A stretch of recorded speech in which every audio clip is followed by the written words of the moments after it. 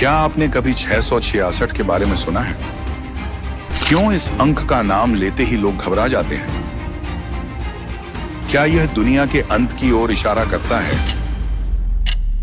या फिर यह हमारे जीवन की सबसे गहरी सच्चाई से जुड़ा हुआ है? आज हम बाइबल की सबसे रहस्यमयी पुस्तक प्रकाशित वाक्य में छिपे इस अंक की गहराई को समझेंगे। यह कहानी केवल डर या भविष्यवाणी नहीं, बल्कि एक ऐसी चेतावनी है जो सीधे हमारे जीवन से जुड़ी हुई है।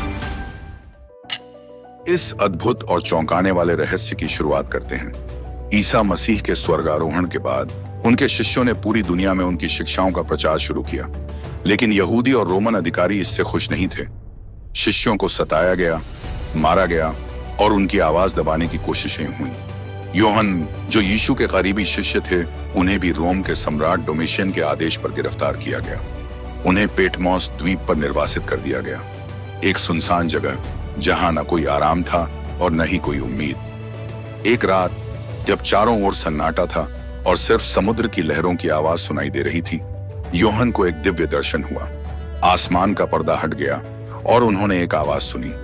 प्रकाशित वाक्य चैप्टर 1 वर्ष 17 से 19 में यह देख सकते हैं, डरो मत, जो कुछ तुम देखते हो उसे लिखो। उन्होंने यीशु मसीह को देखा, जिनकी आंखें आग की ज्वाला जैसी थीं और उनका चेहरा सूर्य की तरह चमक रहा था।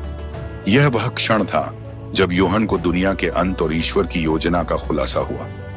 क्या योहन को एक दृश्य दिखाया गया जहां उन्होंने एक भयावह जानवर देखा जिसके माथे पर अंक था 666। प्रकाशित वाक्य चैप्टर 13 वर्ष 18 में यह देख सकते हैं। यहां बुद्धि की आवश्यकता है। जो बुद्धिमान है वह इस संख्या का अर्थ समझे। यह मनुष्य की संख्या है। यह संख्या क्यों इतनी महत्वपूर्ण है? एक विश्व व्यवस्था का संकेत। योहन के दर्शन में यह संख्या उस समय का प्रतीक है जब पूरी दुनिया एक झूठे मसीहा के अधीन हो जाएगी। क्या यह संख्या केवल भविष्य की भविष्यवाणी है, या यह आज भी हमारे जीवन में सक्रिय है? योहन ने 7 मोहरों के बारे में लिखा जो ईश्वर के न्याय का प्रतीक हैं। हर मोहर खुलने के साथ पृथ्वी पर त्रासदी होती है। पहली मोहर सफेद घोड़ा, जो विजय का प्रतीक है। दूसरी मोहर लाल घोड़ा, जो युद्ध और रक्तपात का प्रतीक है। तीसरी मोहर काला घोड़ा, जो अकाल और गरीबी को दर्शाता है। चौथी मोहर पीला घोड़ा, जो मृत्यु और विनाश का प्रतीक है। पांचवी मोहर सताए गए धर्मियों की आत्माओं की पुकार। छठवीं मोहर भूकंप, सूर्य का काला पड़ना और सितारों का गिरना। सातवीं मोहर स्वर्ग में सन्नाटा और अंतिम तुरही। क्या यह सब केवल प्रतीकात्मक है, या यह सचमुच हमारे भविष्य में होने वाला है? यह मोहरें हमें याद दिलाती हैं कि हमारे कर्मों का हिसाब होगा। क्या हम इस न्याय के लिए तैयार हैं? योहन ने देखा कि अच्छाई और बुराई के बीच अंतिम युद्ध हरमगेदोन में होगा। यह वह समय होगा जब दुष्ट शक्तियां यीशु मसीह के विरुद्ध लड़ने के लिए एकत्र होंगी, लेकिन स्वर्ग से मसीह का आगमन होगा और उनकी तलवार सत्य और न्याय की धार से भरी होगी। प्रकाशित वाक्य चैप्टर 19 वर्स 11 में यह देख सकते हैं, मैं देखता हूं सफेद घोड़े पर सवार एक जन आता है। उसका नाम है विश्वास योग्य और सत्य। इस युद्ध में बुराई का नाश हो जाएगा और एक नया युग शुरू होगा। क्या हम इस युद्ध के लिए तैयार हैं, या हम भी उन लोगों में शामिल होंगे जो बुराई के पक्ष में खड़े हैं? देखो, मैं सब कुछ नया कर रहा हूं।